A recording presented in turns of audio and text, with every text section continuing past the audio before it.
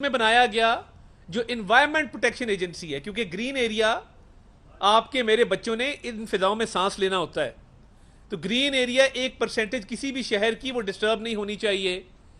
तो environment protection agency का notice जो है कानून के मुताबिक जो रिक्वायरमेंट थी उसको ख़त्म करके फौरी तौर पे करवा दिया गया। एलडीए की बोर्ड की मीटिंग उजरत में करवाई गई, जल्दी करवाई गई, क्योंकि कई सौ अरब रुपया पंजाब के सबसे बड़े डाकू ने लेना था। अब जब वो पैसा बटोर लिया गया तो साहबजादे जो हैं वो कह रहे हैं Parvez lie in pain moans in Spain. बुजुर्गी की इस हालत में अपने वालिद को तने तना छोड़ के जो बेटा बाहर अयाशी कर रहा हो, लंदन के महंगे तरीन होटलों में क़याम कर रहा हो, ऐशो इशरत की ज़िंदगी गुजार रहा हो, जिसका रोज़ाना का खर्चा कई हज़ार पाउंड का हो, उस पर क्या कहना कि जब बाप वजीर आला था तो मुकम्मल अयाशी यहां पे थी, जैसे ही बाप पर मुश्किल आई भाग दौड़े बाहर के मुल्क। तो ये जो परवेज लाई साहब पे केसेस हैं ये किसी ने बनाए नहीं हैं, ये इनका अपना किया धरा है, ये इनके अपने करतूत हैं जो इनके सामने आए हैं। इस पर अफसोस ये है कि एक के बाद एक जब वो तहकीकाती इदारे की तहवील में हैं, जिस्मानी रिमांड पर हैं, उनको बुला के छोड़ दिया जाता है। ये तो इसी तरह है जिस तरह आप जाते हैं ना चौकों में, वो परिंदे उन्होंने रखे होते हैं, कहते हैं पैसे दो परिंदे आज़ाद करवा लो। ये तो मुझे उस तरह का कुकर्तब लगता है। कभी तारीख में नहीं हुआ कि किसी मुलजिम के लिए कहा जाए इसको घर छोड़ के आओ और तोड़ छोड़ के आओ और इंश्योर करो ये घर पहुंच जाए। भाई उसकी करप्शन का हिसाब किसने लेना है उससे। और आज तारीख में पहली दफ़ा लाहौर हाई कोर्ट ने इस्लामाबाद की जुरिस्डिक्शन में चलें कर सकते हैं, कानूनी तौर पे मान भी ले कर सकते हैं, मगर इसकी इंप्लीकेशंस हैं। कल को पेशावर हाई कोर्ट कराची के आईजी को बुला लेगी और सिंध हाई कोर्ट केपीके के आईजी को बुला लेगी। आज आपने इस्लामाबाद के आईजी को नोटिस किया, भाई इस्लामाबाद में एक लीगल ऑर्डर के तहत वो नजरबंद हैं। आपने अटक के डिस्ट्रिक्ट एंड सेशन जज को कहा, आप हायरार्की से ही हट गए, आपने कहा कि एडमिनिस्ट्रेशन और पुलिस नहीं। मैं अपने सेशन जज को कहता हूं कि वो बाजियाब करा के गाड़ी में बिठा के लाए जिस तरह किसी ने अगवा किया हुआ है। भाई लाहौर के मास्टर प्लान की अरबों रुपए की करप्शन का हिसाब किसने देना है? पेपर स्कीम्स में जो कमीशन खाया गया उसका हिसाब किसने देना है? डेवलपमेंट स्कीम्स के नाम पे जो एक मकरू धंधा किया गया उसका जवाब किसने देना है? कई सौ अरब रुपए इस कौम के खा गए, गजब खुदा का जो गरीब अवाम पे लगने थे उसका हिसाब किसने देना है? आप सेशन जज को कह रहे हैं कि नहीं गाड़ी में बिठा के ले आओ इसको। आप तब कहां थे जब नवाज शरीफ साहब और शहबाज शरीफ साहब की वालदा की मैयत आई थी और सेशन जज जो एहतसाब अदालत के जज थे उन्होंने कहा था मैंने जिरा करनी है और 4 घंटे जिरा की थी? आप तब कहां थे जब राना सनाउल्लाह पे मंशियात डाली गई थी, बिला वजह डाली गई थी, कैद करने के लिए डाली गई थी और कोई पूछने वाला नहीं था? आप तब कहां थे जब फरियाल तालपुर को रात के अंधेरे में चांद रात पे नैब पकड़ के ले गई थी? आप तब कहां थे जब मरियम नवाज शरीफ को उनके वालिद के सामने गिरफ्तार किया गया था वालिद को अजियत देने के लिए? अगर तब चाहते तो जेल के बाहर से गिरफ्तार किया जा सकता था, नहीं, वो जेल में वालिद के सामने गिरफ्तार करके वालिद को अजियत देना मकसद था।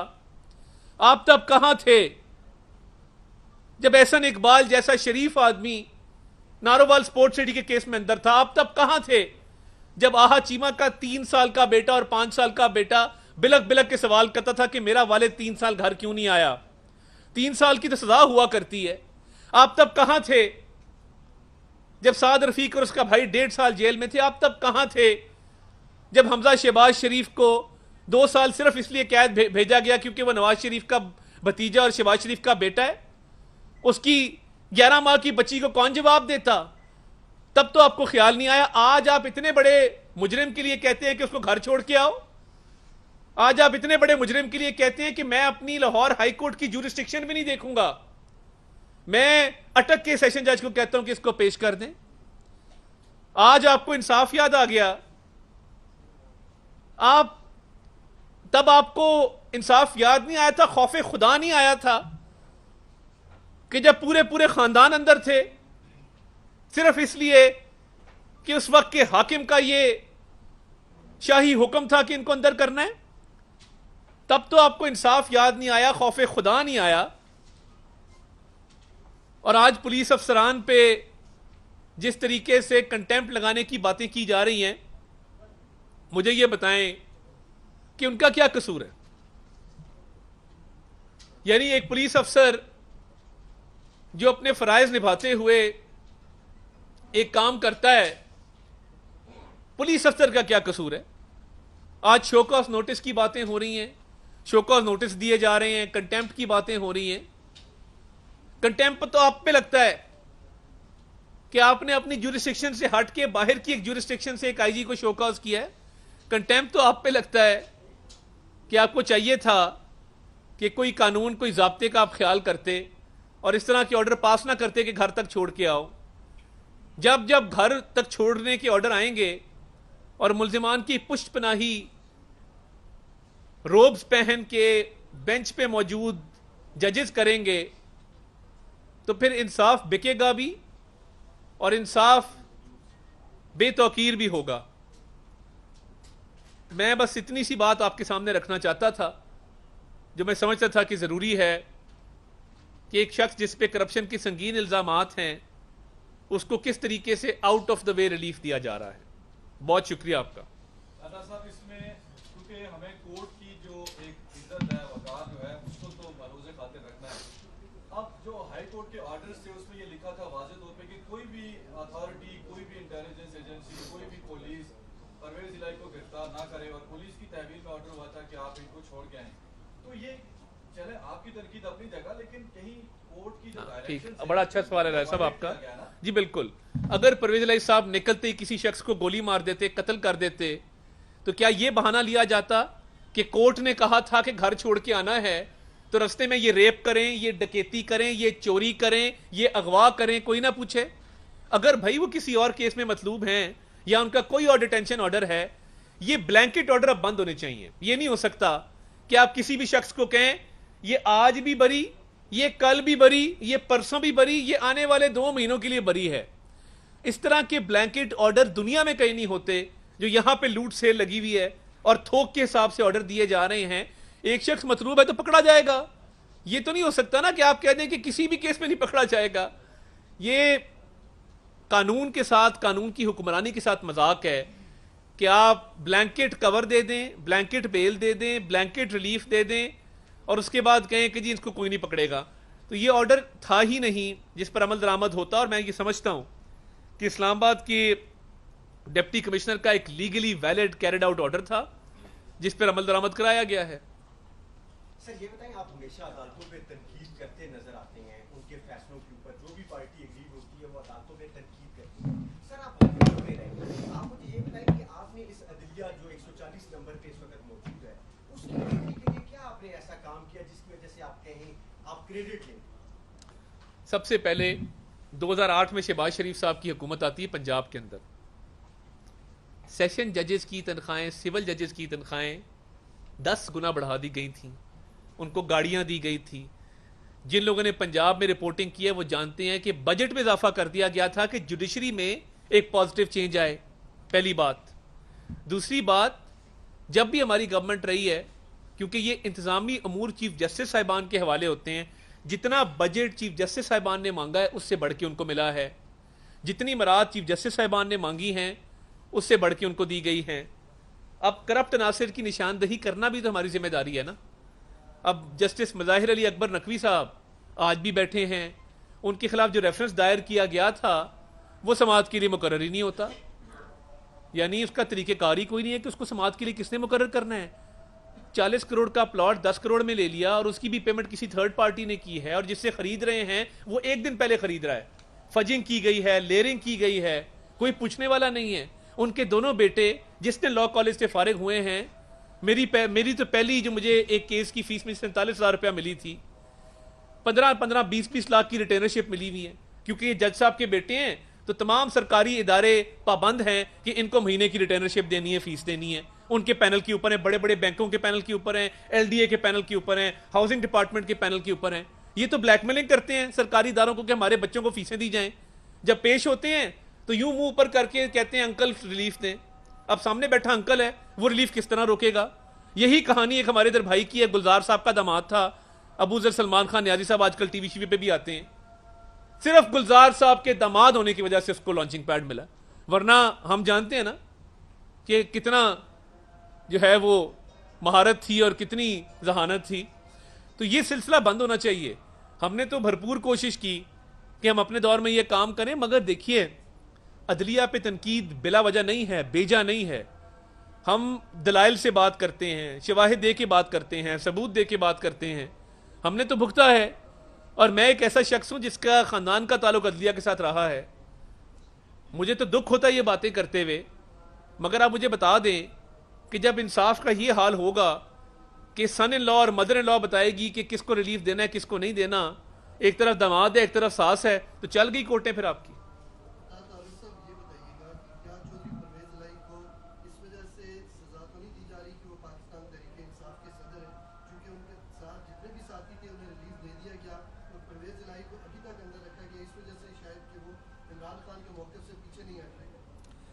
देखिए मैं ये समझता हूं कि परवेज इलाही साहब ने जो करप्शन की है, या तो वो कोई एमनेस्टी ले लेते या कोई एनआरओ ले लेते, या इमरान खान साहब को कहते कि ये कई सौ अरब रुपए की करप्शन मुझे माफ कर दें, फिर तो बात थी। सजा तब होती जब इनकी गाड़ी में मंशियात डाली जाती, सजा तब होती जब इनकी घर की खवातीन पे पर्चे दे के उनको चांद रात को बंद कर दिया जाता, सजा तब होती जब आप और मैं बैठ के हंस रहे होते कि जी ये परवेज इलाही साहब पे जाली केस डाल दिया है, टूटी चोरी का, भैंस चोरी का, बकरी चोरी का। जरूर होती, मेरे पे टूटी चोरी का पर्चा रहा है परवेज इलाही साहब के दौर में, मैंने भुगता है, 2 महीने में भागा रहा हूं पुलिस के छापों की वजह से। तो टूटी चोरी का पर्चा उस पर देते हैं जिसपे आपके पास इल्जाम लगाने को होता कोई नहीं है। जो साहबजादे बैठे हैं लंदन में बाप को इस हालत में छोड़ के, कभी आप उनकी करतूत उठा के देखें कि पंजाब के अंदर क्या लूट सेल थी, और एक एक पोस्टिंग ट्रांसफर अपनी जगह, डेवलपमेंट स्कीम्स अपनी जगह, सिर्फ मास्टर प्लान में 120 अरब रुपया है मेरे भाई। तो इसलिए ये केसेस बनाए नहीं जा सकते, मवाद मौजूद है तो ये केसेस बने हैं, अदरवाइज जबरदस्ती नहीं है। वरना यहां भी मंशियात डाली जाती, यहां भी कोई टूटी चोरी डाली जाती, यहां भी कोई बेसलेस एलिगेशन लगाए जाते। सर ऐसा क्यों होता है कि हुकूमत जिस पार्टी की जाती है और उसके बाद उसके ऊपर एलिगेशन भी लगते हैं, उसकी फाइलें भी खुलती हैं हुकूमत के अंदर होते हुए, ये अदारे इतने आज़ाद क्यों नहीं है? क्योंकि आपकी पार्टी शुमार दफा हुकूमत में रही है, ये अदारे इतने बाख्तियार क्यों नहीं बनाए गए कि ये उस वक्त हाथ डालें? नहीं, उस वक्त भी हाथ डाल रहे थे, उस दौर में भी केसेस शुरू हो गए थे। FIA के अपने केसेस हैं, नैब के अपने केसेस हैं, मगर हमारी लीडरशिप का एक जहन है।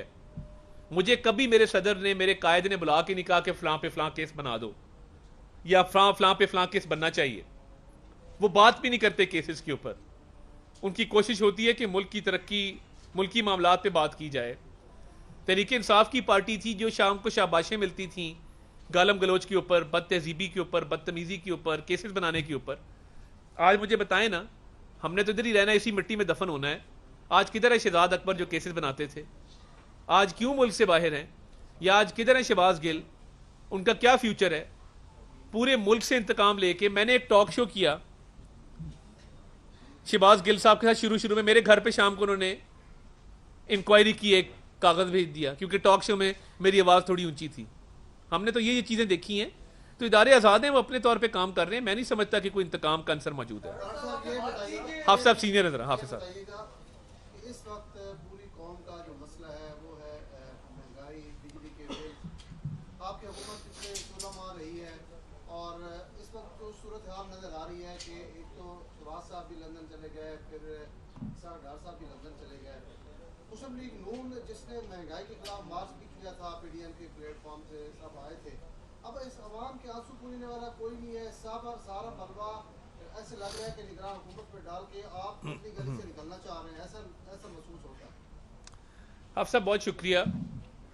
2018 में जब हमने हुकूमत छोड़ी, जब हमें बेटे से तनख्वाह ना लेने पे निकाला गया, पूरी की पूरी पार्टी को तोड़ के एक तहरीक इंसाफ नामी पार्टी बनाई गई रातों रात। एक मशीनरी खड़ी की गई, जनूबी पंजाब महाज, पटके पहनाए गए, जहाज़ों में लोगों को लाद के बनी गला पहुंचाया गया। तब डॉलर 110-120 पे था, पेट्रोल 100 रुपये पे था, बिजली 10-12 रुपये यूनिट थी। बड़ा अच्छा पाकिस्तान चल रहा था। प्रोजेक्ट इमरान खान की लॉन्चिंग जिन लोगों की तरफ से की गई, आज जवाब दे ना कि 4 साल में तर्जुमानों के इजलास के अलावा मुझे बता दें, ट्रैक पैंट्स पहन के, काली ऐनकें लगा के 11 बजे दफ्तर जाओ, 5 बजे घर आओ, तर्जुमानों का इजलास करो, IMF की बड़के मारो कि जी मैं खुदकुशी कर लूंगा, मैं IMF के पास नहीं जाऊंगा। हमने तो सुना था डायरी लेके गया, डायरी के अंदर घड़ियां, हीरे जवाहरात, अंगूठियां, ब्रेसलेट और नेकलेस मौजूद है, ये हमें पता नहीं था। 4 साल जो मजालिम ढाए गए हैं, 6 महीने असद उमर ने जाया किए। IMF की शराइत दिन ब दिन, अगर उस वक्त मुआहिदा हो जाता आज हालात बेहतर होते। 6 महीने असद उमर ने जाया किए और 2 वज़राए खजाना साबका पीपल्स पार्टी के अदवार के हफीज शेख और शौकत तरीन साहब को मौका दिया गया, उन्होंने किस्मत आजमाई।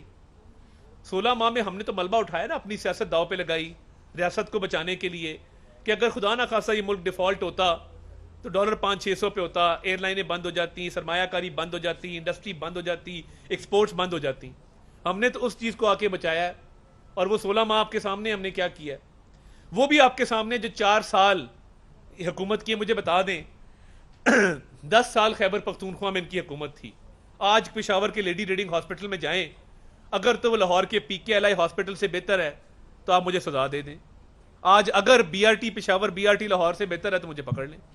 यानी इतनी करप्शन, इतनी बदउनवानी, इतनी नाअहली कि आपकी 10 साल एक सूबे में हुकूमत है, बेड़ा गर्क कर दिया सूबे का। आज दहशतगर्दी दोबारा शुरू हो गई है और फैशन बन गया है कि तालिबान को वापस ला के जिन लोगों ने सेटल किया, बड़े बड़े लोग थे, ये खान साहब शामिल थे, ईमान मजारी साहिबा की वालदा साहिबा शामिल थी। आज लोग शहीद हो रहे हैं, रोज एक जवान या एक अफसर शहीद होता है फौज का।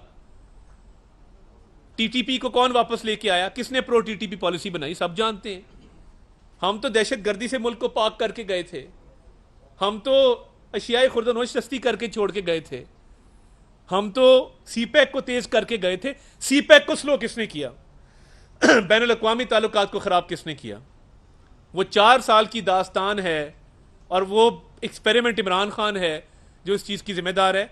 शहबाज शरीफ साहब भी जल्द वापस आएंगे, कोई उनका लंबा स्टे वहाँ पे नहीं है, इंशाल्लाह आ जाएंगे चंद रोज़ में। और आके ये जो महंगाई के खिलाफ एक एहतजाज है, मुस्लिम लीग नून को बिल्कुल उसमें शामिल होना चाहिए। आप बड़ी देर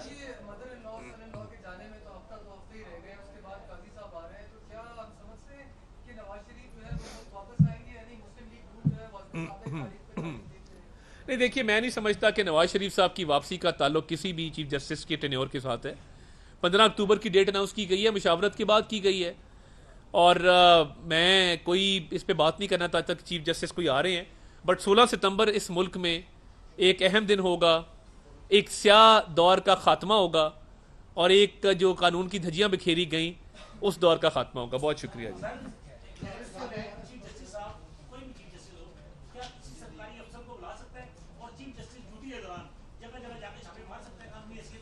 देखिए बात यह है, ये एक गलत ट्रेंड बन गया इस मुल्क में कि आप सरकारी अफसरों पे अपना रोब जमाएं, उनको प्रेशराइज करें, जगह जगह जाके छापे मारें। ये इंतजामिया का काम है, जुडिशरी का काम नहीं। जुडिशरी अपना काम करे। Thank you.